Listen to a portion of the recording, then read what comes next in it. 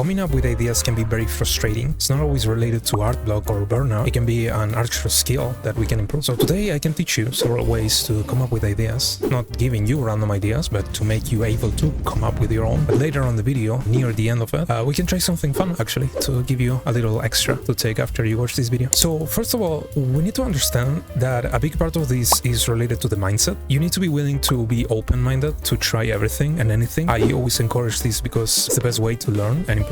You need to be able to try different things, different methods, different styles, different tools, different techniques, even simple things as trying different palettes. Anything will help. So using references to learn from, seeking tutorials. There's an ocean of tutorials on YouTube about any specific art topic that you can incorporate in your studies. Another thing that can help a lot with the learning process is observation. It can be a skill also when you apply it to art. You learn to observe, to look at things closely and see how they're made, how they're constructed, how they are laid out. Even things as like texture, lighting, temperature, it can all be on your surroundings, but you need to be able to see it and be more observant to have all this in consideration. Life itself can teach you so much if you just look closely. But now that that's out of the way, we can start to discuss ways to actually generate ideas. All that was about mindset, but there's many ways to generate ideas, and I might miss some, but mostly these are gonna be a huge help when you have no idea where to start. The first thing we can start doing, you can think of random words, the words that pop up in your head in the moment, and then you put them on a list or pieces of paper. The idea for this is for you to have a system of random words where you can pick up blindly a prompt or a random word that will give you an idea. You can use a notepad or papers in a jar to put every single word on it, and whenever you think of new words, you just add them, and eventually you will have a system with so many words that every time you pick one, it will be impossible to pick the same word twice. And then you can get creative with it because you can pick two words and combine them, for example, or make like teams where you pick like a bunch of words from one team, a bunch of words for another team, and then they fight each other somehow. Just get creative with that. You can do so many stuff with that system, but random words can go a long way, surprisingly. Another word to generate ideas will be to have a place of inspiration. What do I mean by that? I have a personal Discord with notes like music, links, and all that stuff, and one of the channels I have is an inspiration channel where I put all the art that I see, that I love, and that I find very creative. Unlike art that you just like, save this place for the best of the best, the art pieces that will make you go like wow, and save the links for the pictures and the artists that get these reactions from you, because over time you will find so much amazing inspiration. It will be like a personalized museum that you can visit. Whenever you feel that your creativity is dry, over time this museum will become bigger and bigger, so it will become a great source of inspiration that can generate the most unique and beautiful ideas. The next method really depends on the person, so it might not be the most suitable for everybody, but it might be the most suitable for you. But if you are someone that enjoys storytelling and drawing comics or manga or manhwa, I would recommend to do a story. It can be a one-shot or a few episode story or a longer story, or even just a sequence of drawings that are correlated. To give an example, let's say your own OCs went to a vacation and they took a bunch of pictures, so those pictures will be the sequence of drawings that you can work on. Working on a story can help you relying more on the cohesive progression of the story and not into making random art pieces. But overall, you don't even have to fully commit to this. You don't have to do a full story or even finish it. It will definitely help you come up with ideas that you can always come back to the unfinished stories whenever you are in the need of things to draw. A way to not having to generate ideas but being able to work on something will be being part of art challenges. There's so many art challenges out there. Ideally, you will seek the ones that are just better to what you like to do and what fits you the most. And as the name implies, it also challenges you to push and commit to it, and it can be very rewarding to finish a challenge. And it also connects you more to the art community with the people that also takes part of these challenges. But if you like the more technical approach to art, you should always do studies. There's always studies to do and to work on. I'm bad at hands. Well, you should practice hands. I'm bad at cars. You should practice cars. I'm bad at gesture. You can practice anything and everything. References will always be there, and practice will always be a rewarding thing to do consistently because it will reinforce your skill and push it to improvement. So studies are easy to come up with, but they are hard to stick with for most people because mostly everybody dislikes to do studies. Some people love doing studies, don't get me wrong. I don't dislike studies at all, and I actually plan to make videos related to studies too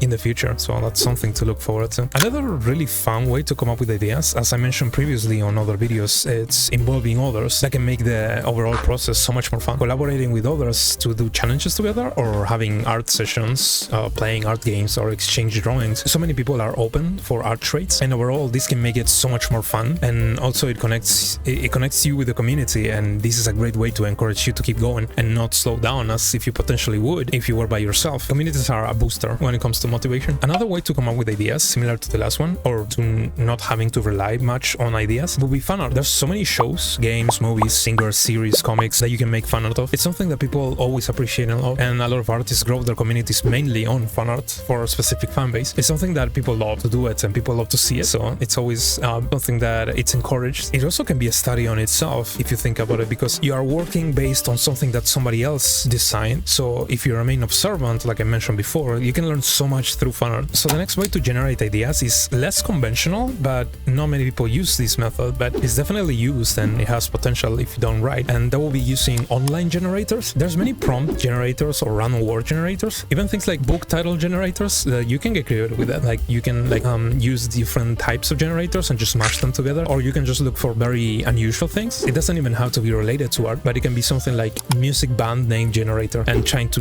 draw out things like that. It can be very interesting if you research enough. The next way to come up with ideas can be something that I don't think I saw anybody do before, but it's something that I just thought about, so I'm just gonna call it OC Rescue Team. That will be drawing a cast of OCs, like specific OCs that you only draw when you don't have any idea of what to draw. You can even draw them in the exact same poses every single time. The idea is for them to start the ball rolling, for you to draw anything so you can get new ideas as you work on this rescue team. Inspiration can lead to action, but action will lead to inspiration. So starting will give you a state of flow and most likely will make it easier to come up with new ideas or explore and expand the ones you're already working on. Drawing them in the exact same pose makes me think of the next way to come up with ideas, which will be redrawings. It can show you all the progress that you build up over time, and I will always recommend you to do redrawings, but only when enough time passed. If you redraw something that you made up like a week ago, you're most likely not gonna see any difference, and in some cases it might even seem like you got worse. So don't wait a week, wait a year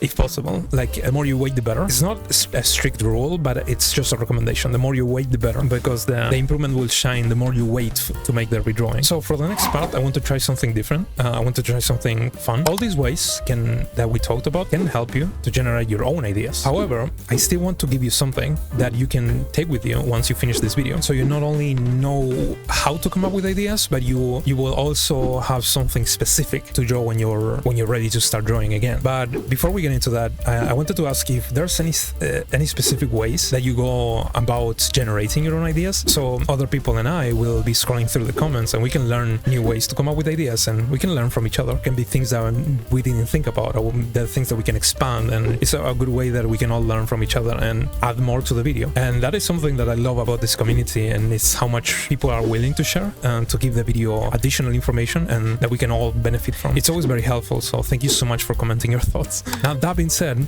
I want to do this fun activity for this part of the video, and thank you so much for watching this far. This is something that I did, that I came up with a lot of words, like a lot of words and prompts. I did use some generators to come up with a lot of these words as well, to make as many prompts as possible, and I ended up making over 200. What I want to do is making cards with 9 random prompts for each card, and I will flash all the cards one by one on the screen. And the idea for this is that you randomly pause the video while I'm flashing the cards. So when you do, you'll get a random card, and those will be the prompts that you will have to draw. Obviously, you don't have to commit to them all, or any of them at all, or you can take multiple cards if you want, or you can even go frame by frame and take them all if you want. The idea of this section is to give you a boost alongside all the many ways that you can come up with your own ideas. You 100% will have things to draw after watching this video, which is the whole point of the video. So yeah, now I'm going to flash the cards, so get ready to pause the video in 3, 2, 1.